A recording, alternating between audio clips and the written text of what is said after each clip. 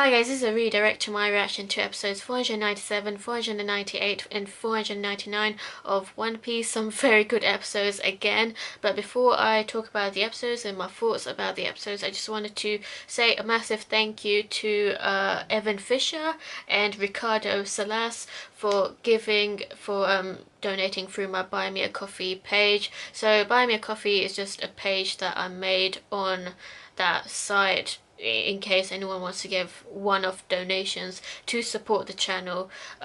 So because through Patreon that's like a monthly donation thing, and some people only stick around for 1 month, so that's why I created the Buy Me a Coffee page, to give the one-off donation in case that's something that you'd prefer instead. So it's just another option for you guys if you want to. I'm not saying you have to. If you want to support the channel, greatly appreciate it. I just want to say a massive thank you to Evan. Evan, you're absolutely kind. It's just I'm speechless about how supportive and amazing you are. You're a very kind-hearted man, because you were already supporting me through Patreon and I really appreciate that. But also giving a bit of extra through Buy Me a Coffee, I really do appreciate it. And also thank you to Ricardo Salas for and I'm really sorry if I pronounced your name wrong. Thank you as well, and I'm really glad that you're enjoying the reactions, so thank you. Alright, and so my Patreons, just wanted to give a shout out to all my current patrons at the moment, so my current patrons are Abdullah Oka, Adam Villalpando, Bad Wasabi, Buster Sword 88, Evan Fisher, Huel Babino, Hungry Turtle, Amai, Louis, Michael Kelly, Nicholas Allman, Sabani, and yours, Maya. Thank you guys so much for sticking around still on Patreon. In the next few days I will upload my reaction to the 4th episode of The Walking Dead, and hopefully Breaking Bad next week, 3rd episode of Breaking Bad. Alright, now onto the episodes. So I love this backstory, even though it's low-key sad. So where do we begin? So Team ASL, so Luffy, Sabo and Ace, they've moved out of Dardan's home. The way they treat Dardan, I just feel sorry for Dardan, because she was just put on this position to be their guardian not out of her will, against her will. But she's grown an attachment, and she refuses to acknowledge that attachment that she has, because she's trying to be a strong woman, you know. She's quite tsundere in the sense that she doesn't want to show her soft side, but she actually does have a soft side towards Luffy, Sabo and Ace. She really actually does worry about them, because, you know, like, they are wanted criminals in Mount Corvo, Goa Kingdom, whatever you want to call it. So Luffy, Sabo and Ace, they moved out and made like a treehouse, a fortress, to be a secret base for them, so that they can, you know, like, sleep comfortably, you know, outside of the Dardan family, but also you don't want to be found easily. So they made this fortress like all the way up in this tree, and it was beautiful. It was really creative and resourceful of them to be able to create a fortress like that. But they did get found by Dardan's crew members, the other Mountain Bandits that were actually after. They wanted to look for Luffy, Sabo and Ace, because they just moved out without actually telling Dardan first. Like, they just left a note behind. Garp, like, I don't want to like sound mean, but I just feel like he doesn't. I'm not a big fan of his parenting style. Let's just put it that way. Because firstly, I do understand that he really wants Luffy and Ace to be Marines. That's totally understandable. But it's just the way he goes about it that doesn't actually help the situation. In fact, they're just becoming more and more like rebels, if anything. Like they're so like determined to be pirates and have a pirate ship together. Um, and he just didn't care when they left as well. So I was just like, why are you leaving it to a bunch of mountain bandits to take care of them? No offense or anything. I do think Dadan overall is trying to do a good job. And like considering the situation of them being very rebellious, very reckless, like it's understandable why Darden can't exactly control them. Um, but yeah, I felt kind of sorry for the woman because like she she just tries to like tame them, but like they're just so out of control, the three of them. And when they left and they were trying to look for them, she finally found them and she actually showed a soft side, like, oh, they're sleeping so peacefully. And then she gets hit by the trap, which I thought was really stupid. Like, she had so much time to get away from that trap.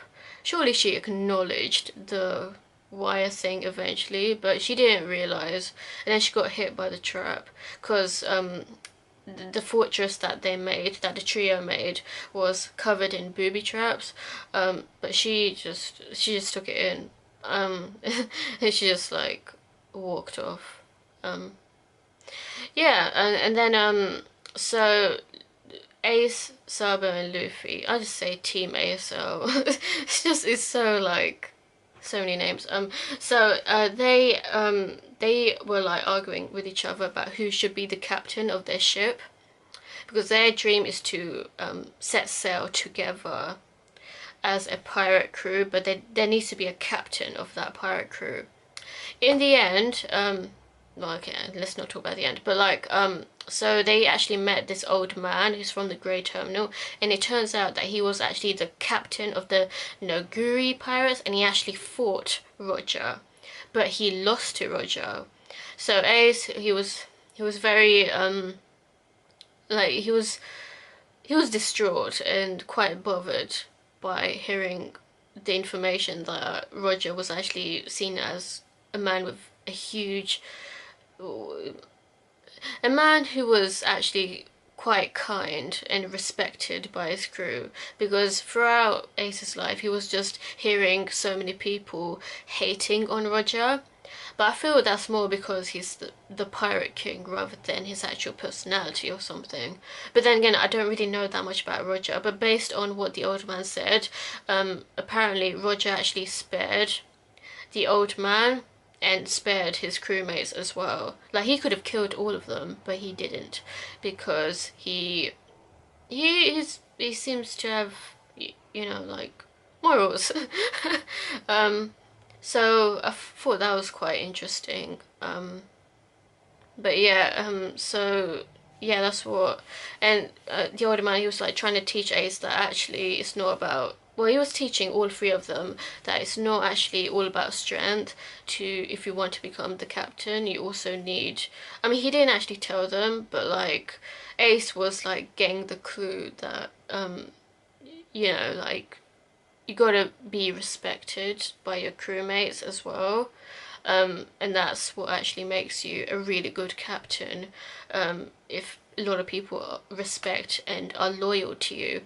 So I thought that was really good advice, actually. And Ace actually did learn that lesson. So they thought the trio, they wanted to fight the Tiger Lord, because the Tiger Lord, whoever defeats the Tiger Lord first, is the one that's going to become captain. That's the rule that they made. That's the competition that they made with each other.